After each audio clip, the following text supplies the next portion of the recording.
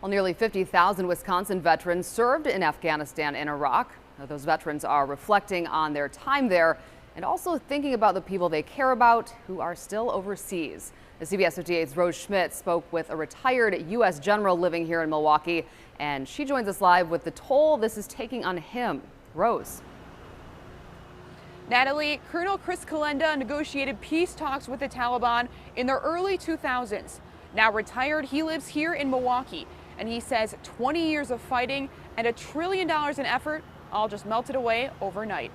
Colonel Chris Kalenda is flooded with emotion. Upset, angry about just all of the missed opportunities that we've had over the past 20 years. Following the news that Afghanistan fell to the Taliban. I've got friends in Afghanistan who are scared to death. Colonel Kalenda spent 4 years on the ground, the first American to fight the Taliban as a commander in combat. He says 3 reasons are to blame: the Afghan people's lack of faith in their leadership, the Taliban strategy, and the Afghan military becoming too dependent on the U.S. We as a country need to reflect on why these interventions keep turning into quagmires.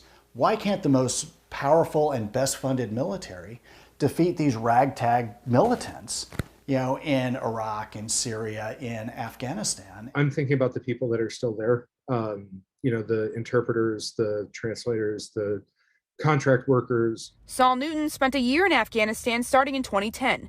He says there have been 20 years of political leaders making mistakes that affect many lives. At the end of the day, I think that this was the inevitable outcome, whether we left 10 years ago or 10 years from now.